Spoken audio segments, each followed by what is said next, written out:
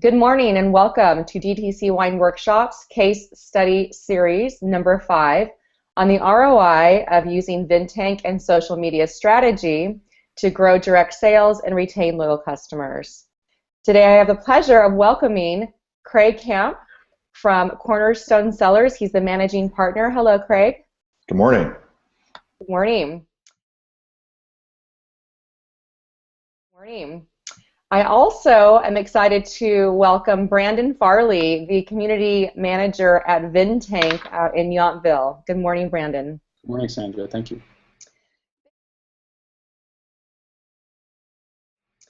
Thanks so much for taking some time out of your schedules to talk about a very important case study today, and that's the ROI of using VinTank and social strategies to better connect with your customers, grow direct-to-consumer sales. To get started, I want to go ahead and set the stage about today's case study and what we look to accomplish.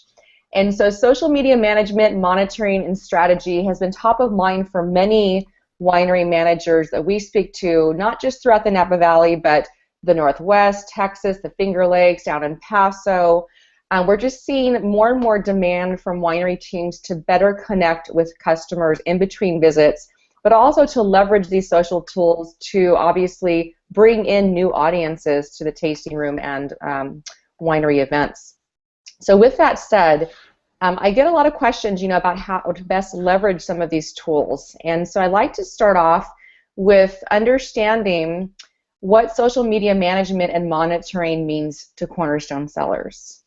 So for our first question, Craig, I understand that you were one of the early adopters of VinTank. You basically took the bull by the horns and you started to adopt a social media strategy early on. Can you tell me, how that process began for you and what prompted you to focus your efforts in this area? Well, I started working online relatively early, just first with websites and then with, blogs and then online media, eventually going into Twitter and Facebook as they came up, and there weren't a lot of people talking about this when we first started, and VinTank and Paul and James were really the first people out there that I ran into that were talking about it in the industry. So I had been working with Paul at another company and met him there, and when he started VinTank, we basically started with them from day one. So we have evolved right alongside of VinTank for years now. Mm-hmm. And it's been a very exciting opportunity, really. Mm-hmm. So it's led us into that and made it an integral part of what we do every day. Okay, great. I know in speaking with you you mentioned that you started using VinTank around 2009. Is that right? That's right. We had, like I said, we started with Twitter and so forth in late 2007. Okay. And in those days, there weren't very many people on there. It was more like a chat room in some ways. So I met a lot of wine bloggers that way, and I met people like Paul that way. And so we were really looking for a solution, and VinTank was looking to invent a solution. So we have been fortunate to be able to participate in that process. Wonderful. Wonderful. What an exciting story. I think when you hear about wineries partnering with technical companies, a lot of times that happens, out of the area or remotely. But in your case, it's actually happening right upstairs. And so, yes, tell me more about that. So VinTank moved in just over a year ago, right upstairs from us, and it's really made a day-to-day experience for us. So instead of having to be, have these meetings and try to make things work, we have this more fluid experience. And they'll come walking downstairs and say, "Oh, you got to try this, you can try that." And we can jump on it right away. And I think that's really, obviously, it's a huge advantage for us. And so I think we use the tool in a very concentrated, fluid way, moving forward all the time. Mm-hmm. So Brandon, that's interesting. Craig mentions that you guys come on downstairs and you're working with the team to let them know about some new tools and solutions. Can you explain, what your partnership with Cornerstone looks like and how that's evolved over the last 6 years? Yeah, well, I'm glad that it's really beneficial to Craig, but it's huge for us to have that type of relationship. Our customers drive our innovation and help us shape the product roadmap, and getting the input from Craig and his team is just huge and valuable for us. So not only are we able to keep our finger on the pulse of what's going on in the industry by being so close, but also from as far as the proximity of being right upstairs and seeing the cycles and the patterns of what it takes to run a business like that is just huge for us, and it really keeps us connected to the product, or to the customers, I should say. It keeps it keeps a human element to everything we do outside of just numbers and features, and so it's huge. Our office staff, I just say, our office staff, our sales staff, everyone is on VinTank. We have if you're a Cornerstone, you have a VinTank account. Well, as I mentioned, everyone is on it and trained in its use, and so we expect that as part of your job description of working at Cornerstone, is that you learn VinTank and work with it. I'd say we're investing several hours a day as a company in the tool, because there's several layers we use. Of course, the social listening, which is very important. Basically, for me, VinTank is the kind of starts and ends my day, and then during the day, I use the iPhone app just to keep up with what's happening and being able to do spot replies and things like that.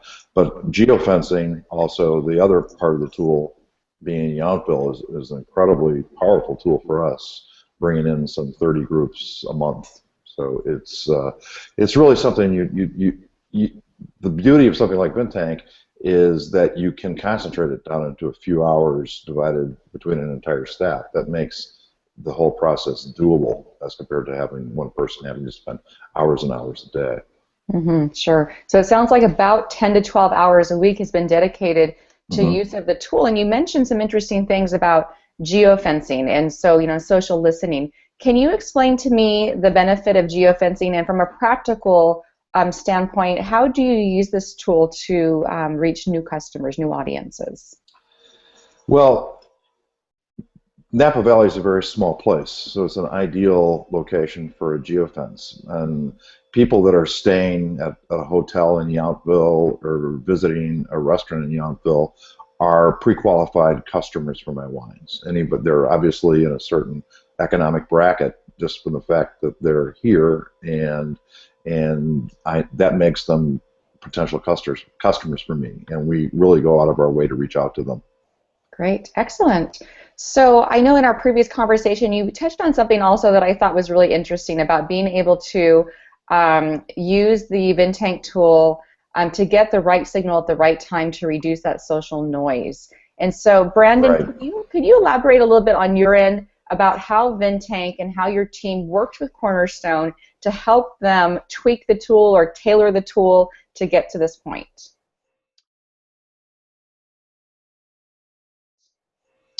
Yeah, sure. A huge objective of ours and a goal of ours is to present the Cornerstone team with signal and quality signal, meaning that we want to eliminate the noise as much as possible and make sure at the same time that Craig and his team are seeing everything that they should about the brand and about the business. And a key part of that for us has been working on our social listening to be wine dialect based, where we have around 1,000 dialect terms that we use to help be sure that if someone's talking about Cornerstone and wine, whether it's wine terminology, vocabulary, regions, varieties, we're able to capture that and present that in a way that hopefully can be really easily digested and actionable. So that's our one of the things that we've worked closely on with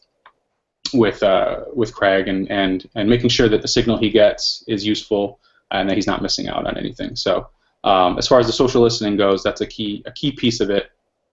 and making sure that it's all actionable from the tool. Okay, great. And so, I know, Craig, you're selling a premium brand wine, a little higher end price points and so forth. About 5,000 case production. Yeah. So with you, it's you've got the higher price point. You have a very specific production amount that you're working with. So for you, reaching out to the right audiences is extremely important when you're inviting new members to come into the. Let's move over to, I think, the million-dollar question that we would all like to better understand. And this goes back over to Craig, and that is, what are the measures for success when adopting a social media strategy in combination with VinTank? What things are you looking for as your true ROI? Well, our ROI is always the question that comes up, of course, with social media. From my perspective as a small winery, I feel that if you're not physically seeing responses and seeing business come in, you're not using the tool correctly. You're doing something wrong, and you need to reevaluate how you are using this tool. We have, as I mentioned before, we have 30 groups coming in a month, and sometimes more, just from the geofencing. We're converting 10 to 15% of those to wine clubs. So there's a real hard value there, and that's really easy to track. Geofencing is very easy to track. You have a conversation with them, and they come see you. So it's right there. The other ones are a little bit harder, but I notice all the time. Say, if I'm on a Lone Rangers event in Washington D.C., I have just unbelievable amounts of people coming up to me that have met us on social media and have feel connected with us already, and that gives us such a huge head start against the other people in the room. They come see us because they've connected with us already, and the unique aspect of social media is they feel like they actually know you. They come up and say, "Oh, I'm your friend. I'm your friend on Facebook," and everything. So having that kind of interaction is a huge advantage. Absolutely. So very impressive that you're seeing about 30 new groups come through the tasting room each month. That conversion number of about 10 to 15% over to then Wine Club. But really, even more importantly, in between those visits, staying connected to your customers and club members, like you mentioned, out at events and so forth. So really the opportunity to leverage the tool to encourage repeat purchases, obviously online, that end up converting to club memberships or event attendance and so forth. So thank you for sharing those numbers with us. And along that line also, we talk about some cold hard facts and numbers, but can you also share with us a wow moment where you've used the VinTank tool and you've had somebody just absolutely dazzled? Well, the part that it's really excited me recently is we've been fortunate to get some very, very good press, and you can only send people so many emails, without it starting to wear their patience. So with VinTank, we're actually able to find the social media connections with our existing customers. It'll actually tell us, we can say, you go down the list, oh, they've purchased this much from me, here's their Facebook account, here's their Twitter account, and we have that ability then to reach out again and convey this information in a less formal fashion. So we're able to touch the customer again, but without feeling like we're, oppressing them with mail after mail after mail. So this is very exciting, and we see direct sales from that all the time. And what you're describing to me sounds like something that's more of a personal touch point versus an email campaign that can be a lot less personal. Yes, I can even reach out with my personal account. It's not necessarily just the company account. For even the higher end customers, people that are really, really large customers, I'll reach out to them with my personal account. And that, of course, has a different level of connection to it. Absolutely. Heads up, we just got these awesome scores. Make sure you check out these wines. Right. Coming right from Craig. I think that's just such a valuable piece of the VinTank tool. Yeah, it would be almost impossible to do without that. I can, if I've got 10 minutes, I can just fire it up, go down the list, and start talking to people, which is great. Sure.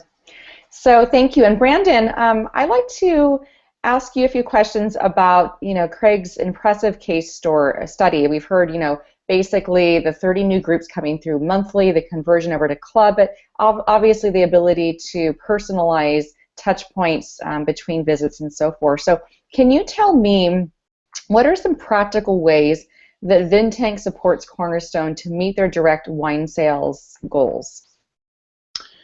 Yeah, I think that's one of the things that they do the best. It's another one of the things that they do the best, which is those touches in between the visits and in between the purchases are the bigger ones that really aid retention over time. Because if you think about that personal touch that we've all gotten at some point, or hopefully gotten from brands or businesses that we love.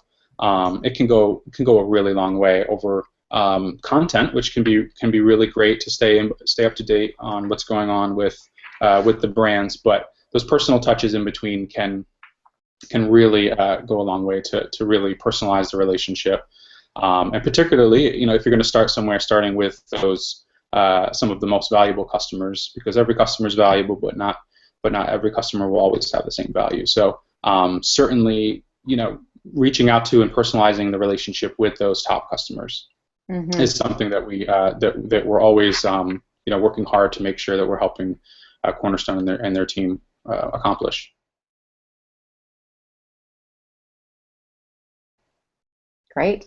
And so it sounds to me then like segmentation is a really important piece of the consulting and partnering that you provide to your clients, to winery customers. And so you mentioned earlier, Craig, also that you can see the full lifetime value of a customer's spend. So it sounds to me like true social CRM, seeing their lifetime value by spend, but also their lifetime value by social rankings and ratings. So you have that complete picture. Correct. Yes. I mean, you really can easily find the customers that have the most impact, not only for you financially, but in a way to help you go viral with a message. If that you want to turn them into brand champions, so they retweet your tweets, which is a really great thing when you have your customers retweeting your tweets about press and so forth. Sure. Great. Well, as we wrap up today, we're getting to the nitty-gritty here, and I really am excited about this case study as we've really seen some true ROI from use of VinTank and social media strategies. And so what I'd like to do is get a few words of wisdom for each of you to share with our audience. And so, Craig, let's start with you. What advice would you give a DTC manager looking to start use of VinTank? They want to put a strong social media strategy in place. What are some words of wisdom you would give that manager?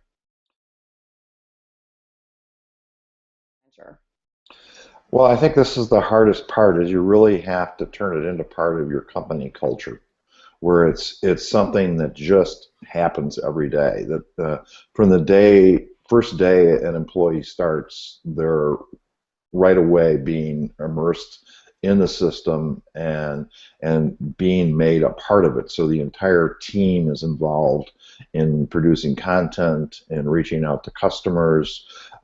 You just need to say, this is going to be part of who we are, and make sure that everybody that works for you knows that. That's not so easy.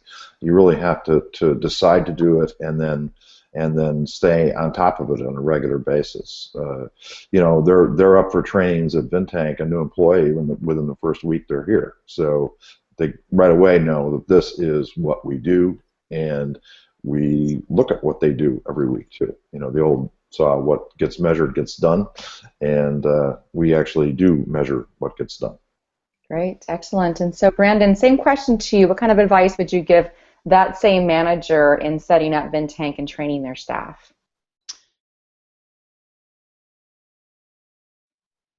Yeah, I think Craig hit the nail on the head, which is that the earlier that it's a part of the culture and part of the objectives of that staff, of the new hire, during the hiring process, even building that into job responsibilities is huge for not having to work it in afterwards. So that's the first piece of it, the guidelines for understanding as Craig mentioned again, what gets measured you can improve, and understand what's working and what's not. So guidelines is a part of that, and then the second piece of it that in my opinion, is trust, and that's another thing that I see downstairs with Cornerstone, is the trust in your staff and your employees to be the voice of the brand, and being able to, that's the easiest or the best way to have that personal touch with your customers, the people that are in the tasting room. It can start there, of being able to connect with them and thank them for their visit or for sharing. Cornerstone's amazing about really bringing that human element of customers and their experience at the tasting room and with the brand when they're at home sharing about it. It's huge, and that really comes from the trust that Craig has and who he hires, and being able to personalize the touch. Absolutely, thank you.